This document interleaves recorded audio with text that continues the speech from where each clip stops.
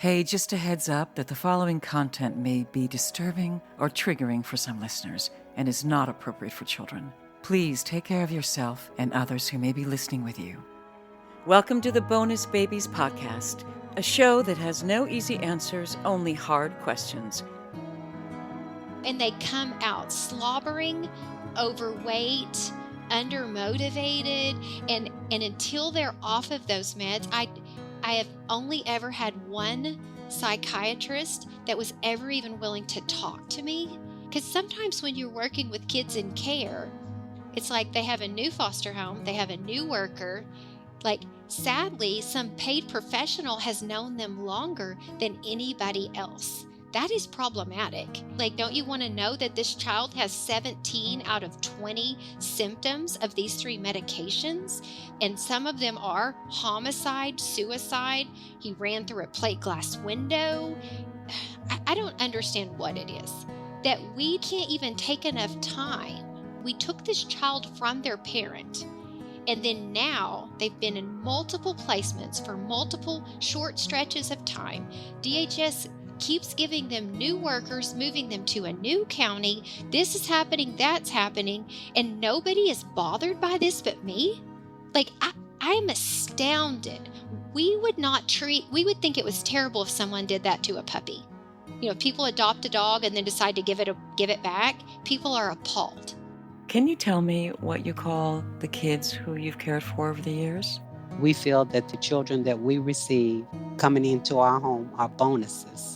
So we call them bonus babies. I love that. This is your host, Jayne Amelia Larson, and I'm a CASA, a court-appointed special advocate volunteer for youth in foster care. Yeah, I know it's a mouthful. In the same way a CASA works, I explore all things in the foster care maze by talking to kids, parents, caregivers, attorneys, social workers, therapists, really anybody and everybody who will speak to me to keep the conversation open and the information flowing about all things CASA. Hi, this is Jake Eberly, the producer of the Bonus Babies podcast, and today Jayne Amelia speaks with Dana Hargus. Dana is the founder of Restore of Ada in Oklahoma. She was raised in the Ada area and has a bachelor's in education and special education and a master's degree in school counseling. After successfully working with students with behavioral and developmental issues, she returned to earn her degree in counseling and has been doing this for over 20 years. Here's Dana Hargus.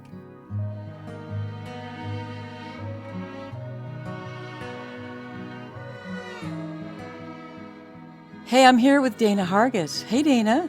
Hi. So I just asked you, but I want to hear it one more time because it's a temperature that I don't like to hear.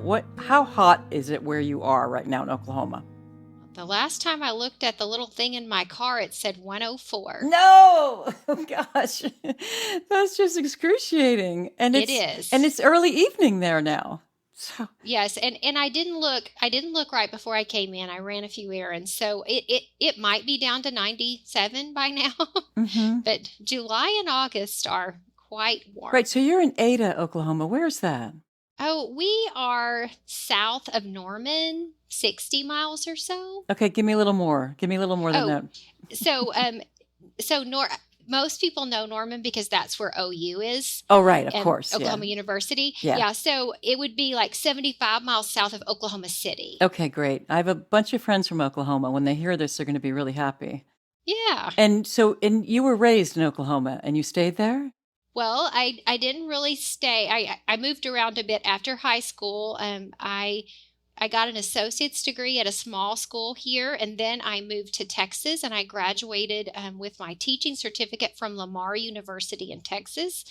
I taught school there, and then I moved close to Arkansas. I still lived on the Oklahoma side, but I taught special education in Arkansas for a few years then. So, and then I moved a little further into Oklahoma, not so close to the border, and I taught for 4 or 5 years in a place called Stigler, Oklahoma. And then I moved back to this area close to Ada, and this is where I grew up at. I see. And you also got several more degrees as well, because you have a bunch of letters after your name. Can you describe those to me? Yeah, I started, like I said, with a bachelor's in education and certifications that were pretty broad. In Texas, they had something called generic special ed, which meant basically you could do any type of special education. And then in Oklahoma, I had certificates for special education, regular education, and a lot of different subject matter, and it was the same in Arkansas. But during that time, I started working on a master's, and my first master's that I started on was to be a school principal. And about 2 or 3 classes in, I thought, nobody likes the principal. Like, I don't want people not to like me. Like, I'm nice. I feel like I could have been a good principal because discipline is really is a strong suit for me. But I just thought, I don't want to do this. So then I thought, well, maybe school counseling. And I started down that road. And eventually I heard about biofeedback, and I became very intrigued with that. And during that time, I thought, I am going to go ahead and complete my master's in school counseling and then add the additional hours on to get my license, which in Oklahoma, there's a couple of different licenses, but the one that I pursued was called an LPC, a licensed professional counselor. So that was like a master's plus 30. At the time, they do it a little different now, but I've been doing this a long time. But I completed that, and then then stopped my teaching job and headed into a new position as a counselor. So can you tell me a little bit about your family of origin? I want to talk about the biofeedback, but first I want to hear about your family of origin. Oh, I grew up in a small town, and I have a brother, and just that he's very close to me. My parents were 20 years old when I was born, and 22, I think, when he was born. So we have really young parents, and my parents are still married. They've been married 58 years. Wow. And they live down the road from me, and we live like on the edge of their property. And my brother at this point has come back this direction too. So he only lives probably 15 miles from us. So you mentioned on the phone that, or one time when I called you, you said, I got my grandkids in the car, but do you really have grandkids, or did you make that up? Because you don't look like you could have grandkids.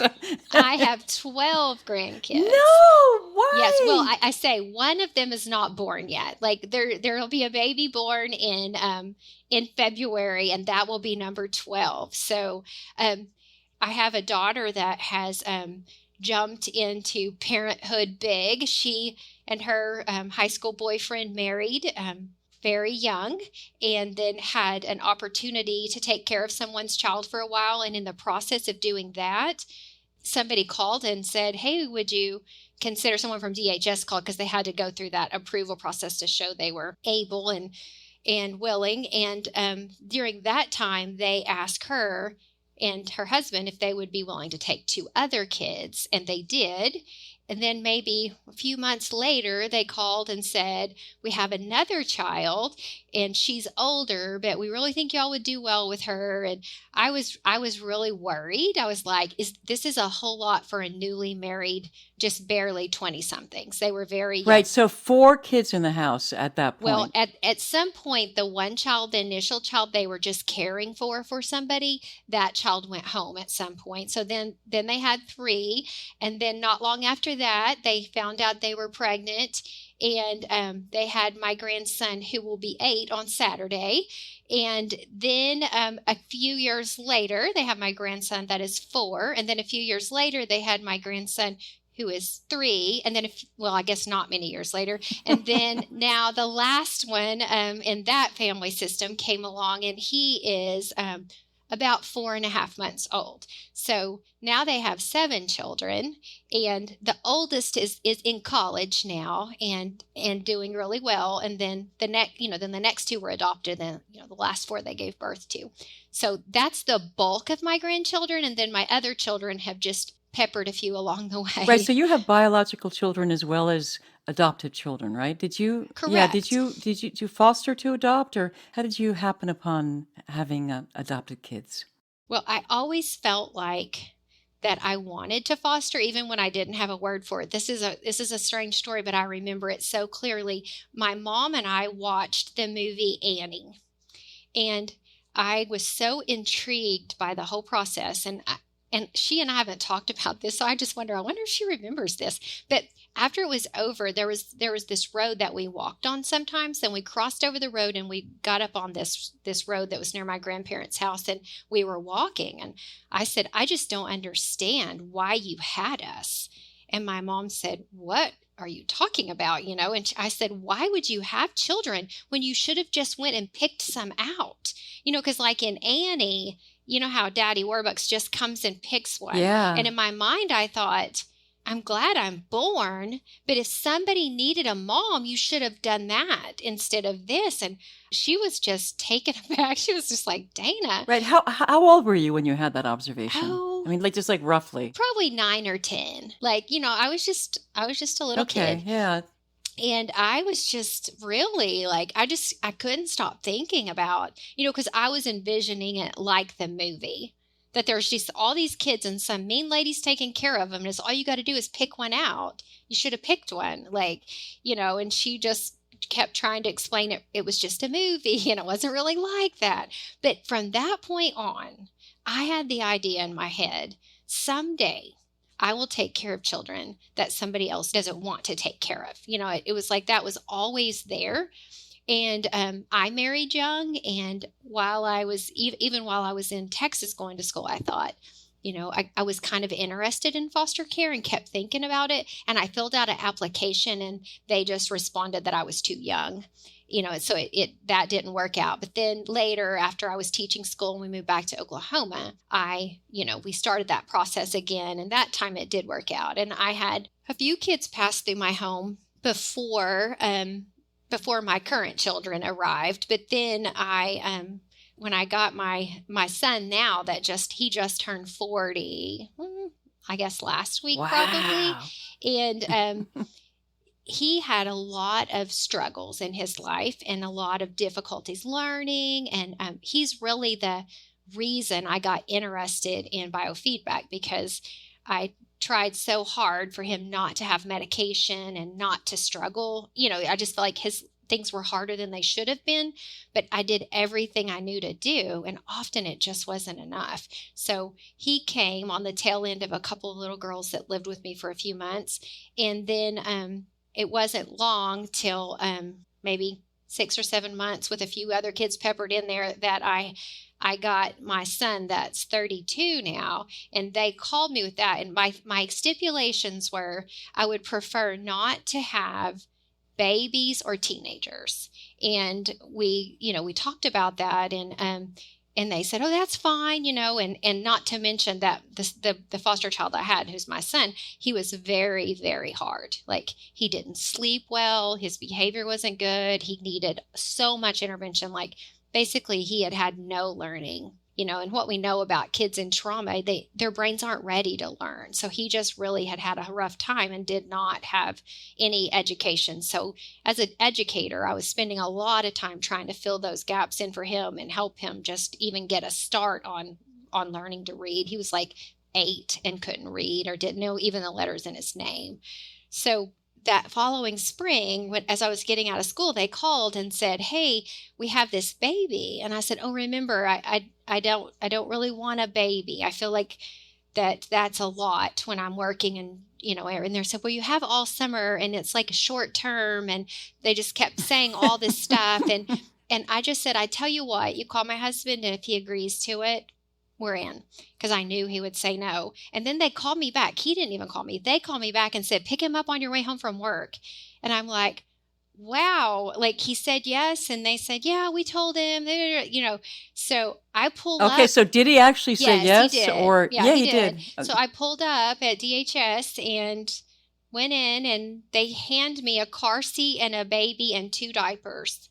And I was like, I don't know how to buckle this. And so they came out there and buckled it in. And I was like, I'm telling you, I was mortified. And I was a kid that babysat. It wasn't that I didn't know how to change a diaper or feed a baby or keep one alive, but I'm just like, you're going to just give him to me? Wow. So I went home, and my neighbor, her name was Myrna, and she was the sweetest lady. And I called her. in tears. And I said, Myrna, they gave me a baby. And she said, I'm on my way. And she came and she's like, here's what we're going to do. We'll make a list and I'll watch him and you run to Walmart and get these things and then we'll figure the rest out tomorrow. And so we did, and I did. And he was hard. Like he was failure to thrive, and he was born at like nearly 9 pounds, and he was 6 months old, and he only weighed 13.3. So he was tiny. Oh, gosh. And long. Like he was so long and skinny, and he didn't really want to be touched, and he wanted the bottle to be propped, and he didn't want to be held. So there was like the beginning of attachment issues that I really didn't have the verbiage for that, but I knew it was bad. So I just thought, you will never have a propped bottle. I strapped him onto my body and held him all the time and carried him around, and we made our way, but that was supposed to be short term, and he'll be 33 in October. And okay, so he stayed. Yeah, he stayed. And then so what was the conversation with your husband at the beginning of this? Was he on board from the beginning, or did you say, this has been my thing since I was a little girl, this is what I want to do, or did it just roll out and then he's like, okay? I feel like we just kind of chatted about I just don't think that we comprehended the magnitude of what we were doing. I just thought this is the right thing to do. And I am a Christian, and I feel like if Christians don't do the right thing, then who will? I just think, not that other people don't, but I just think this is important. Yeah, it's part of the mandate of Christianity, right? Yeah, I mean, that's, yeah. So I felt very passionate about it, and I don't know if he felt, I honestly, this has been a very long time ago. I honestly don't remember any deep conversations about it, but clearly we had some level of agreement. We went to classes together. We did all of the things that were required of us. So I don't have a real memory on it. Those years were a blur. And then we got another foster child, and then I found out I was pregnant. So I went from 0 to 4 children in 17 months. Oh my goodness. And you made it through. Yes, we survived and even thrived many years. So I just think by the grace of God, I have a great family system that was super supportive and helpful, and I had friends at church, and I just had a lot of people that stepped up and helped me survive those first few years, because there's only 17 months between my youngest son and my daughter. And so that was, I feel like it almost would have been easier if they were the same age, because I just had to protect her all the time, because, he just wanted to touch her and pull her around and all of that. So, but right, she ended up being like a puppy for him, right? Yes. And then very quickly, developmentally, because of all his trauma history, developmentally, she very quickly surpassed him, which created, just an interesting dynamic. They became best friends, and she was the bossy, controlling sister, even though he was the older one. She was very, very much adored him, and he her. And so it was and is a beautiful relationship between the two of them. Right. So you're an educator, but you also love to learn and have continued to learn. So these kids with great needs come into your home, and I guess you decided then, I'm going to figure out how to take care of them better. Is that what happened? And I just always feel like if you see something that's wrong, you should do something. And I think that is just a natural inclination in the classroom. If something was not working well, I felt like I can't really control all these little people, but I can control me, and I'll alter my behavior and watch theirs until I find a solution.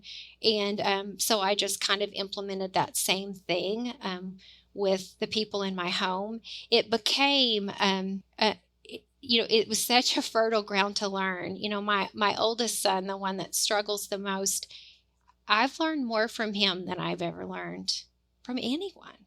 Like, he has taught me compassion and just the ability he has to move forward in life despite all the things that come against him is astounding.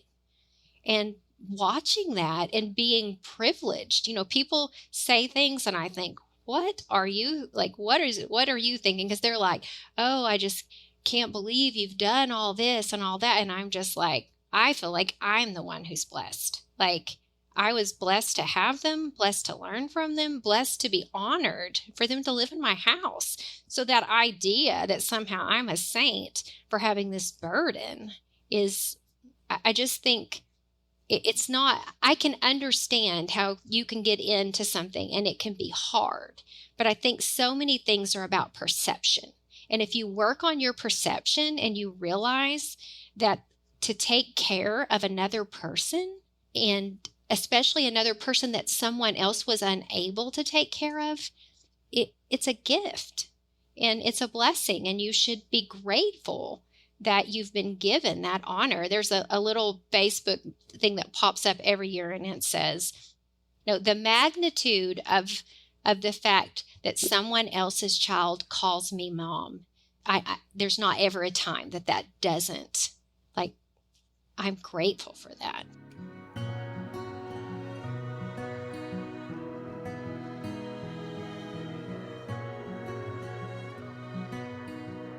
It's just so wonderful to hear this and so inspiring. I wish, quite frankly, I wish there were more people like you in this country and in the world, because I don't think there's enough. There's so many kids in need still. And I just can't wait till your son hears this. He's probably heard you say it in some way before, but sometimes when you hear it on a podcast or a TV show or a news program, he's like, that's what my mom is saying about Right. me. It's just wonderful. And to see your face when you're talking about this is also really heartwarming, just truly heartwarming. And I can also hear the struggle. I mean, I can imagine it. I mean, never mind the very beginning, but as kids grow older, it doesn't mean it gets easier. There's new stuff that comes, and then they're teenagers, and then there's this and that and the other thing. It just is, it's nonstop, right? Right. And then they're grown and it's just a different set of things. It's like when you're a parent, there's always something, and it's not bad necessarily, but it's always there. So what got you into biofeedback? You actually started to say, and then I interrupted you. So let's talk about that. Okay. And also explain to the audience, what is biofeedback? Okay, I'll start with that. So biofeedback is an intervention that uses a computer and electrodes.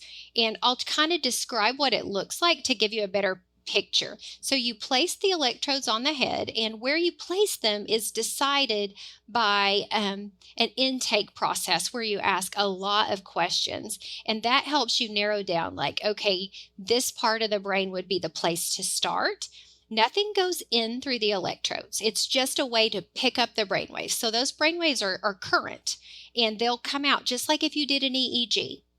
They come through the electrodes, through a little box called an amp, into my computer. We got two screens, my screen and the client screen. At this point, the technology has come so far in 25 years. The client is basically, there's lots of ways to do it, but this is what I usually do. The client is looking at their screen, and on their screen, there's a YouTube video.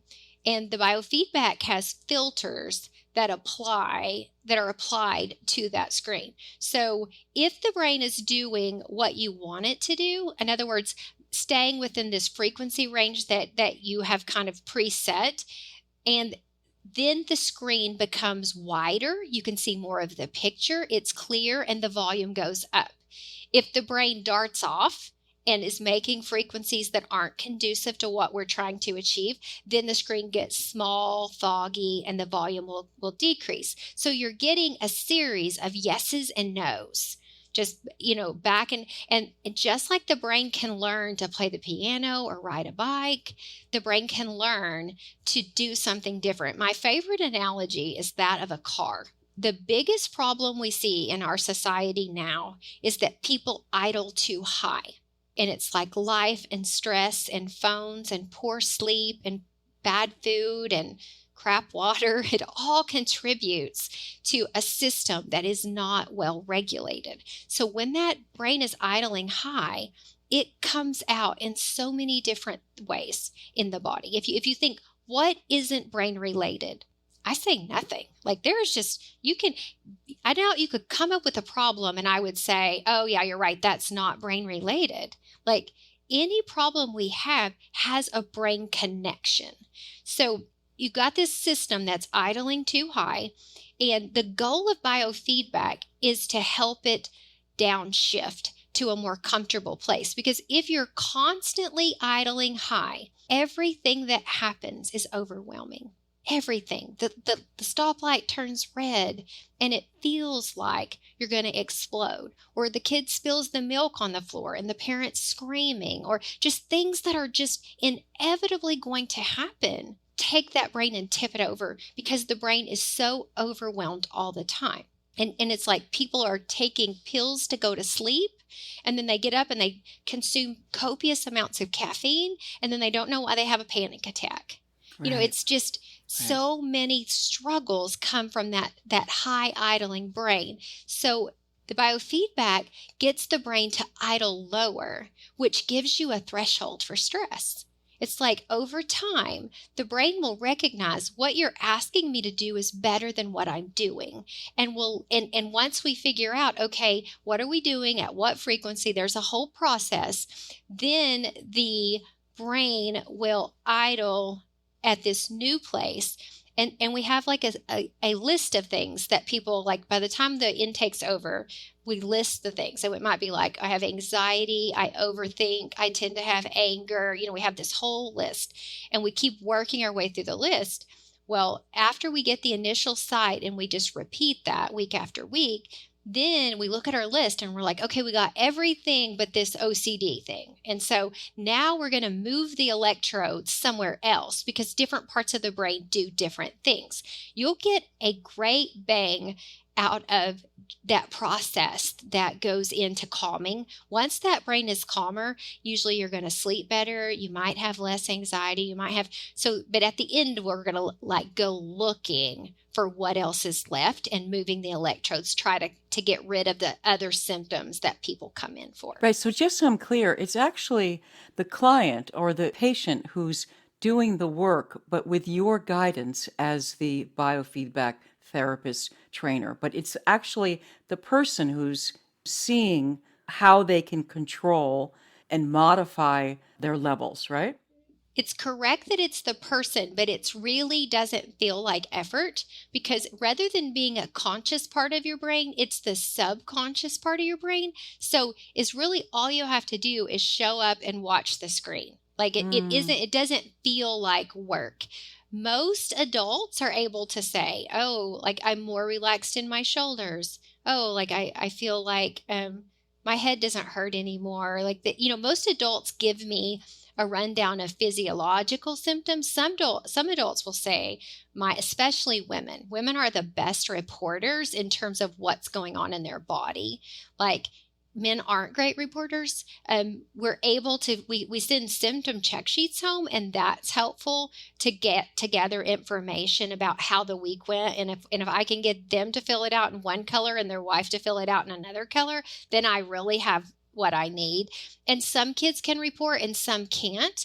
But again, what we're looking at is symptoms. This is a symptom-driven approach. So we're gathering information, and then whatever we gather helps us decide what we're going to change this time, if anything. Right. And obviously you feel it's pretty successful. You've had a lot of success with this. Yes. I've been doing biofeedback. I think I'm entering my 26th year. Like in September, I was trying to look at that because somebody asked me that the other day. And I feel like that we have been successful the entire time. Like, because when I started, it was just me. And now, there are 13 of us, and we schedule, over 1,000 appointments a month. Wow. And we're busy. And I think the reason why we're busy is because we do good work. Like, Mm-hmm. it's like the mass majority of people that come here come to do biofeedback, and it's done in conjunction with therapy. And we do have it as a standalone service, but really most people do both things, which for the large portion of society, I think kind of you're getting the best of both worlds. You Mm-hmm. get something to help you reset your brain, but then you also get the good therapy interventions. Right. So is it always done in person, or can you now do it remotely? I'm curious about that. We do not do any remote work, but I know the place where I trained in California, they'll have people come to them. They'll do intensive treatment over a period of weeks, and then they'll rent them equipment and let them take it home. But that is not something we've ever done. We just do everything in person. Right. Well, I would imagine also because you're saying that you recommend this in conjunction with traditional talk therapy or other kinds of therapy as well. That you're not doing it on its own. Well, that is the way that's the way we do it here at Biofeedback and Counseling. But like, one of the things that I hope to talk about today was this new model that I have for 20 please. years. Mm-hmm. I've thought, okay, so I'll go backwards to my son. I knew when I learned about biofeedback, there's only 2 people in Oklahoma, and I called them both and I talked to them and I went visited with them, and I knew my son needed this, but it was expensive. It was private pay. I was teaching school, and I did not have the money nor the capacity to drive where they were because my kids were small, and I just thought, I can't do this, but I couldn't stop thinking about it. And so that's when I just quit teaching. I went ahead and finished my year out and I was nearly done with my schoolwork, got that done. Then I had to go under supervision. Here you have to work 1.5 years under somebody. And so I did that. And then as soon as I completed that, I had a plan to buy this equipment, and it was really nerve-wracking. Just the thought of like, okay, I'm going to do this. And I went to Philadelphia and did this training, and the first few days were so overwhelming. Like, there was somebody talking about all these things that weren't the practical. I'm a very practical learner. And it's like, before I got there, I believed it worked. So I didn't need somebody to spend 2 days convincing me of all of the ins and outs of the equipment. And I'm not a computer person. And I was just like, I would call my husband and I'm like, this is terrible. I don't know. And he's like, oh, we have just changed our whole life. Right. You can do it. And I would be like, oh. So finally we got to the practical part. And then I'm like, I can do this. Like, because they started talking about it. I thought, I can do this. Like, this makes sense to me. Finished out the week, came home. And then I bought the equipment, they mailed it to me, and I set it up to work with my son. And I started with something called a test of variable attention. I don't think anybody does it anymore. It's called a TOVE. It's a horrible test. It's like you have a little clicker in your hand, and for 15 minutes you sit in front of a screen, and lights show up in certain quadrants, and you're supposed to click if you see a light here and not if here. And he was medicated. He always took a really low dose of a stimulant because without it, he couldn't go to school.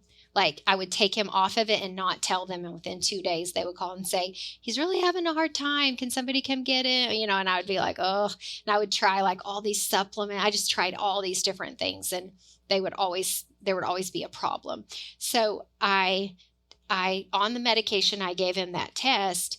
And it's like it compares you like to other males between 14 and 16, and his test was unscorable. So he did so poorly, it just didn't score it.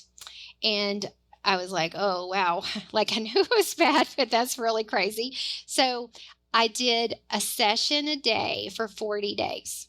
Like every single day I did one, and I stopped giving him the medicine, which it was summertime. So often I did that. Like, I might give it if we went somewhere that he really needed to be able to sit still. But in general, I just contended with, his movement and however he was struggling, I just would work with him the best I could. So at the end of 40 days, I felt like he was way better. And like my mom would say, I think he's better. And then I would think, what if we're just fooling ourselves? What if we just want this so bad? And, so I set him down and he was like, please don't make me take it again. And so I like offered him some bribes. I'm like, oh, we can get pizza and we can do this. And he was like, okay. So he sits down and takes it again and he scored within normal limits. And I was like, whoa, like I was so happy. And, I went back to the doctor because we had to take stimulants. You have to go like every month or something. And I said, I want to take him off of this completely. I said, really, I haven't been given it this summer. And the doctor that we had been seeing for all these years was so ugly to me. And I was like, wow. And he said, what are you trying to set him up for failure? And I said, no. And I did not acknowledge I did biofeedback on him because I just felt like that was too much for the doctor to say. I've just been doing this thing at home. I just said, hey, we've been trying this biofeedback. And the thing is where normally he was all over that room, touching stuff, like lifting up, he was just moving the furniture around with me going, keep your hands to yourself, sit down. Like he walked in and sat down on the little end of the table and he had not moved. And I said, he hasn't been on medication. Look at him. And he said, yeah, he's getting old enough to be still. And I said, so you think all this has changed since last month? And he was hateful and I was just astounded. And so I just said, we're going to try this. We're going to try it and I'll send the sheets to school and and he said, I hate to see you do something that could create more failure for your son. And he just handed me the prescription and walked out the door. And Okay, so what was that about? Was he threatened or was he I just frightened think, or what? I just think people don't have much belief that there's a way around. I mean, my son had a lot of problems. And granted, probably since he was 9, he had been on a low dose. And literally, I held them back. They wanted huge doses. I'm like, we're not doing any more than 10 milligrams. If he can stay in school, that's it. And he was very small, but his parents were small. So, it was always, but then as my other children began to grow up, I began to see this is not normal that he's been wearing the same shoe size for 4 years. I don't think I ever bought my other kids the same shoe size. When they just, either they outgrow them or when they're worn out and you go back, you move up a size. And literally he had the same size foot. And I took him to an endocrinologist and I said, I am worried. He weighs 90 and he's 12 and he's been wearing the same shoes forever. And he said, well, this is just who he is. And I said, you don't think it's about the stimulant? And he said, no. And so it was like this big trek to Oklahoma City and we lived 2 hours away and we did all this. And it was I got nothing. It was no, he's fine. Just give it to him. Well, when we discontinued that medicine, he went from 90 to 120 in 3 months. And I was like, oh, it wasn't about the medicine. And even his feet started to grow. And I think my son was on 10 milligrams. And I didn't give it on the weekends and I didn't give it in the summer. I have kids walk in here on 40 milligrams twice a day that take it year round and they've been taking it for 5 years. So the whole medication thing is a real struggle for me. I feel like... Yeah, me too. I've seen those kids. I've seen how they're just medicated to make them manageable or however it's phrased so it's easier for the adults. And I don't think anybody really knows what it ultimately does to children who are growing. I think it's super dangerous. Right. And prior to that, he came to me in 2nd grade. And he was going into the 9th grade. And prior to that, I had never gone a week of school without a phone call. And they weren't necessarily bad. They would be, he's talking a lot or he keeps losing everything. Or he's also his heart is good, but that impulsivity could be dangerous. They lost him frequently. They called and they were like, we can't find him. And I'm and this was 3rd grade. I said, what do you mean? And they're like, we don't know where he is. So I have to leave my school and go driving around town, and I find him at my house. I'm like, what are you doing? He said, well, I got sat down to eat lunch and I thought I didn't feed the dog. Why should I get to eat and the dog not get to eat? So I just thought I would run here. And, it was just, it was things like that it was a little dangerous. Like, I didn't let him walk that far, because the one time I let him walk, he wanted to walk to school so bad. You could see the school, but I just felt like, your judgment is not good. And he begged and he begged and he begged. And so finally I said, okay, we're going to give this a try. So every day after school, we would all go and walk the way he would walk. We would cross the road. We'd walk through the baseball park, walk through the library parking lot. And then there's where the cross guard would be. And I said, then you'll come right here. We talk about the cross guard, what her job was, get him on the plate. So day one, I'm like, okay, you may do it. And I got him across the road, and then I left to go to work. And it literally was, you could see the building. And then I get to work and they're calling me, and they said that when he got there, the cross guard wasn't there. So he got in the bushes and found the cones and put the cones in the road. He found the little vest and the thing, and he put the vest on. He had this, when the principal looked out the window, he was directing the children across the road. He was the cross guard? Yes. And I thought, we're done.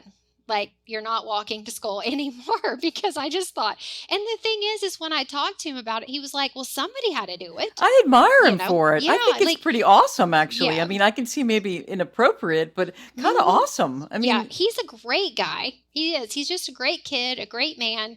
But at that point, and he did things like, he got on an oil well once and it threw him like the arm of it broke. And I know he didn't break the arm, like he didn't weigh anything. So that, I cried for days after that. Like, I just couldn't. He could have been killed. Yes. Right? Yeah. So it's like, then you're not allowed to ride your bike in the pasture anymore. And you're not allowed, so it's like, then at that point, he was probably 12. So it's like I kept having to make his life smaller, because it was like he never wanted to do the wrong thing. He just had no impulse control. So now here we are, 14, about to go to high school. And I've just been thinking, oh no. And we got there and school got rolling and things just kept shifting. And his 8th grade year, he was like in 5 special ed classes.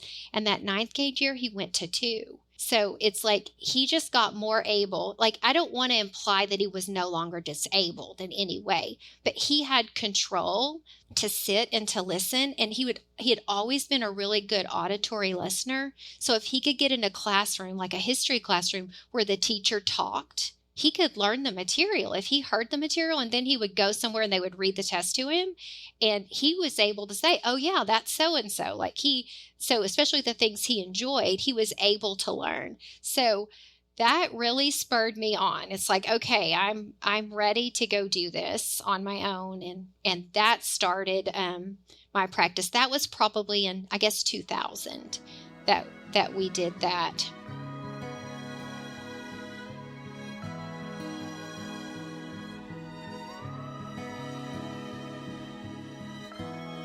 and now you've launched a whole new program. So tell me about Restore Ada. So Restore of Ada has been in my mind for about 20 years because of what I did with my son, and now I've had many opportunities to do it with other kids. I feel like there's a lot of things that talk therapy will not touch. Like, you can talk and talk and talk, and this is not going to change, especially something that derives its beginning in a trauma place. And lots of kids and adults have been therapied to death, and they're not better. Yeah, I hear that all the time from kids. Even my little Casa kiddo, she doesn't want to talk to anybody anymore. She's sick of talking. She's sick of talking to the therapist, Right. and then the therapist talks to the RAP supervisor, and then the RAP supervisor talks to me, and then I talk to the foster mom, and she says, I don't want to talk to anybody anymore. It doesn't help me, and all, you guys just talk to each other about me, and so Right. And they're right. And the thing is I know from my experiences and the times I've had an opportunity to do it here, that biofeedback done rapidly in conjunction with other interventions is magical. So we do 5 months of biofeedback in 2 weeks. it starts with 6 weeks of at-home things. There's weekly sessions via Zoom. There's specifically chosen supplementation. There's information on how to begin to improve your gut health. There's inflammation. We really just meet that person where they are, and we begin to teach them the things that they can change at home before coming to Right. So Ada. you're prepping them, And then right? You're prepping them for the experience, right? Mm-hmm. Yes. And then they come to Ada for 2 weeks, and they're with us every day from 9 to 3. And that day is just filled with different things that relate to like psychoeducational. It's really not therapy. It's like, I feel like there are people that when Restorative Ada is completed, if they choose to go to therapy, now they will be ready to go to therapy. But our goal is to reset the nervous system. People are out of control.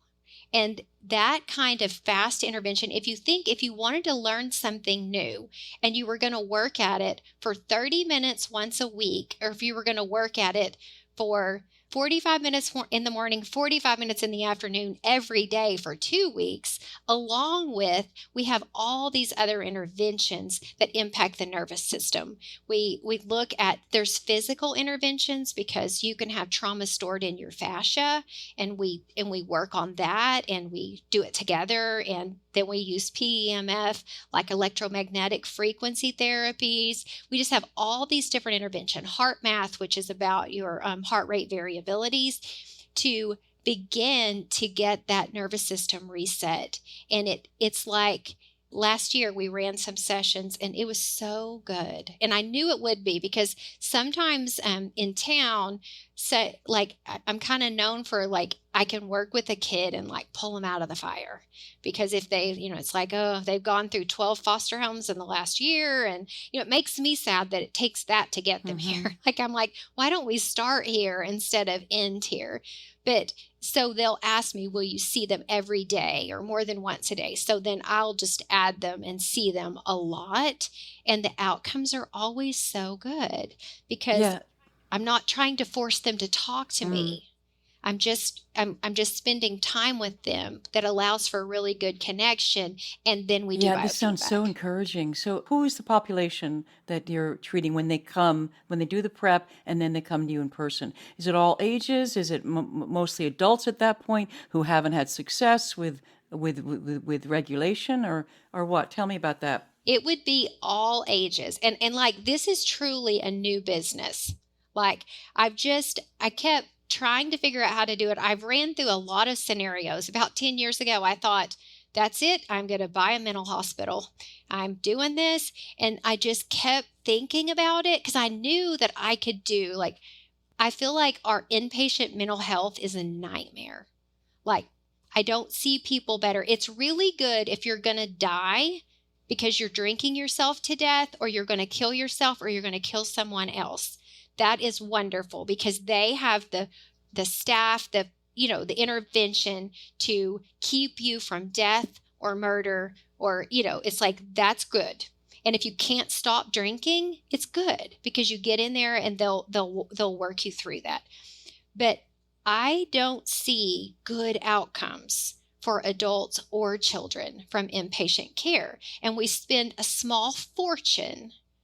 I've worked with kids that have spent 17 out of 24 months in a mental hospital, and they're 9. Yeah, billions of dollars are spent on this in this country. Yes. Billions of dollars. And they come out slobbering, overweight, undermotivated, and until they're off of those meds, I have only ever had one psychiatrist that was ever even willing to talk to me. Because sometimes when you're working with kids in care, it's like they have a new foster home, they have a new worker. Like, sadly, some paid professional has known them longer than anybody else. That is problematic. Like, don't you want to know that this child has 17 out of 20 symptoms of these 3 medications? And some of them are homicide, suicide. He ran through a plate glass window. I don't understand what it is that we can't even take enough time. We took this child from their parent, and then now they've been in multiple placements for multiple short stretches of time. DHS keeps giving them new workers, moving them to a new county. This is happening, that's happening, and nobody is bothered by this but me. Like, I am astounded. We would think it was terrible if someone did that to a puppy. Mm-hmm. People adopt a dog and then decide to give it back. People are appalled. Yeah, I have a guest who was in my first season, Ashley Nichols, and she says, my experience has been people care more about an orphan puppy than they do about a kid that doesn't have a home. And unfortunately, that has been historically very true in this country. I think maybe because it's too hard for people to think about that there's so many kids in need, but even so, people need to think about it. And I'm really glad there's people like you who are basically launching this system in order to change the face of how these kids are cared for, right? Yes. And that is and now, my dilemma at this point is, how do I get from here to there? Because it's taken me a long time to even just have the resources to figure out, how do I put together this plan? How do I have a place to do it? How do I have all these things? And then I have to figure out how to build the business. And, frankly, that's why I'm here. Yes. Yep. It's really hard to figure out, how do I get the word? Because starting a counseling business is not rocket science. You open the door, you provide good services, I spoke at the Lions Club, I spoke at the schools, anybody who would listen to me, I talked for a few years. And then over time, we just add a counselor, and we do a good service. So eventually we get where we are today. But a program like Restorative Ada, that's not insurance-based, because insurance won't pay me to do what I'm doing. Insurance would have no interest in that, even though it would save money on medication. Yep. It would save money on care, Yep. on doctor's bills, on the stress is the beginning of almost all disease. So you ask about our demographic. It is all the way from small children, and any small child would have to come with a parent. And the parent receives a lot while they're there too. They don't get biofeedback, but they get all the other interventions, because those parents are burned out. Mm-hmm. They are struggling, and they leave happier, healthier, more regulated, and more prepared. It is, the pace is really nice. And that's some of the things moms talk about is I've just never had this much time to just be with my kid, and just, because we're just clipping through the day, but it's not rushed or anything. And then too, we get the advantage of those 2 biofeedback sessions. So when we do that, the kid is calmer and more relaxed. So the mom's not having to do near the behavior management that she's used to. And we've hopefully spent 6 weeks making small diet changes, improving things. It's just, it's really a fun week. And fun 2 weeks. We did not know how it would be, but basically we just had to do what we had. So we blended kids and adults, and it was just this mix of people, and it was great. They liked each other. We ate meals family style. There was time for some games and activities. We got outside some, and then everybody gets those, the AM and the PM biofeedback session in conjunction with everything So else. I can tell you are a gal that gets things done, and this is going to blow up in a good way. I can just feel it. The fact that you reached out to me, found me, and I'm sure you're reaching out to other people all over the country, if not the world, to bring attention to this work that you're doing that is clearly so valuable, and it's so sustainable, and is exactly what should be happening for kids in care who need this kind of attention in order to change their lives and change the lives of the people who are caring for them. It's both those things, right? Right. I mean, it's not just the kid, it's the caregivers. It takes such a toll when you have to look out for a kid that has such high needs. Mm-hmm. With no end in sight, right? But if there's an end in sight like this, it's here's some solutions. I mean, it's just great. All right, so how do you envision this? Because I want you to dream about what it looks like. Are you going to have 20 sessions a year? Are you going to have 50 sessions a year with 2 weeks off? I mean, how's it working? So So our current plan is, I have a partner. Her name is Nancy Strawn, and she's kind of my jack of all trades. She's done things for me here for years. She's an educator as well. She was in Oklahoma, what we used to call a home ec teacher. There's a new name for it now. But she also has a master's in attachment. And she does my parent education. She audits charts. She just does odds and ends of things for me here in office. And she's just been so gracious to do what I have, and just, and I just keep saying, don't give up on me, Nancy. No, don't give up, Nancy. Don't give up. And she won't. She is very devoted to the work, and she's such an important part because her understanding of so many things. She is brilliant. She understands gut health and the importance, and how you make more of your feel-good hormones in your gut than you do your brain. And she is like a master at attachment and how it impacts every part of our life. And she knows so much about so many different things. And basically, when we meet there, I do biofeedback and a couple of other little tasks that pretty well consume my day.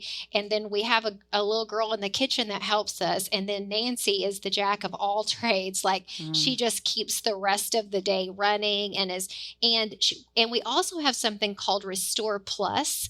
And it's an online component. It, like, for people that are enrolled in Restore, we use that online forum to teach our classes and to meet. But we also, for people, say maybe you can't come to Restore of Ada, but you think, I wouldn't mind knowing more about this. For like $7 a month, you can join Restore Plus, and we have all this content. Okay, you hear that, everybody? You hear that, everybody? So I'll have this in the show notes, and I can direct people to it. But I myself am going to sign up, so I hope thousands of other people do, hundreds of thousands. Let's say that. All right, I'm sorry. Go ahead, continue. So we have this.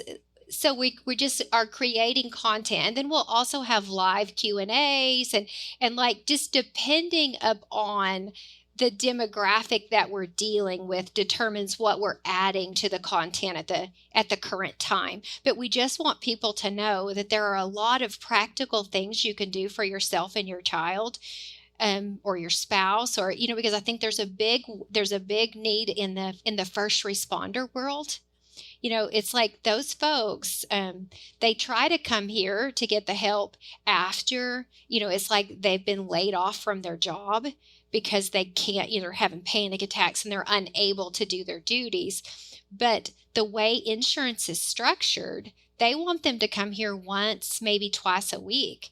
Well, it takes a long time to get the results that we're looking for at that rate, where I believe at the end of the restore process, somebody truly is able to now engage in relationships better. They're able to self-calm. Their sleep has improved. So many things get better so quickly in this model that people are able to do what they want to do and to be what they want to be without that constant feeling of overwhelmed. And if you think about 5 months of our typical biofeedback in 2 weeks, and there's no disadvantage to that speed. That speed is helpful. Yeah, it's like a language immersion program where you're in it, and it speeds up, and it at the same time it deepens, it broadens at the same time that you're actually doing the work. And it's just so inspiring. So, all right, so you started to say what the dream of dreams is. So what does it look like on a big scale? So currently our thought process is 2 weeks of each month we're prepared to have a session. And I feel like the day could come that we could do more than that. But it's like right now I have 1 foot in this world and 1 foot in that world. So I have current clients. So like when we were running those sessions last year, after they were over, I was up here in the evening making sure I could see the people that needed to be seen, so it's just that back and forth. It's like I have to get that rolling to eventually let this part play out. So that's where I stand right now. So we're looking at a max of 8. at a time because of the limits of our space. I have a space in the country, and there's enough land there that I could build, but it's like I've got a plan right now that doesn't make me have to do anything else to start. So I want to start, and I want to figure all the things out and then just go from there. So in theory, I could see 8 people 12 times a year. Because if you think about it too, that content, you start 6 weeks before they show up. So there's a lot of working pieces, and just the practical part. I can't hire people and say, I'll let you know when I need you. So me and Nancy and our little girl that helps out and cleans and cooks and does all those things for us, this works for all of us. And so that's where we are now. And if we ever get to where we need more, I have a lot of thoughts. I even have thought about having little small spaces to rent on the property where people could even sleep there. It's really in a nice place. It's just very secluded and quiet, and there's lots of trees. So I'm so looking forward to watching your growth. I really admire you. I think you're doing great work, and I just wish some more people had your drive and focus to help children in need more. I wish there were.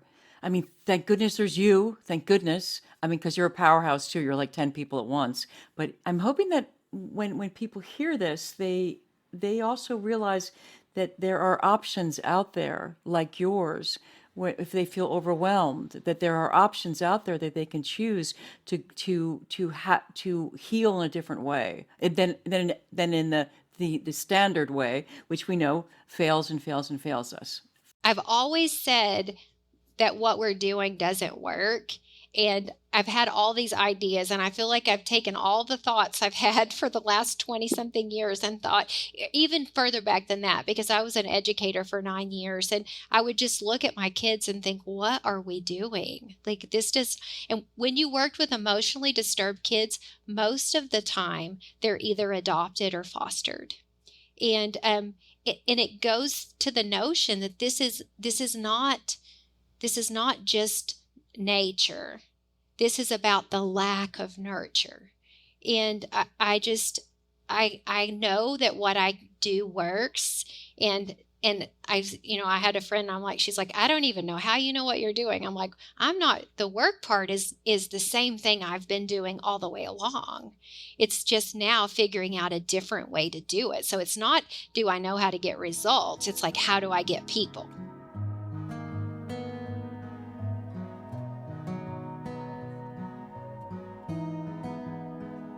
All right, I want to ask you one last question that I ask all my guests, and hopefully you can dig deep for this. What is the one thing that no one would ever know about you unless you told them?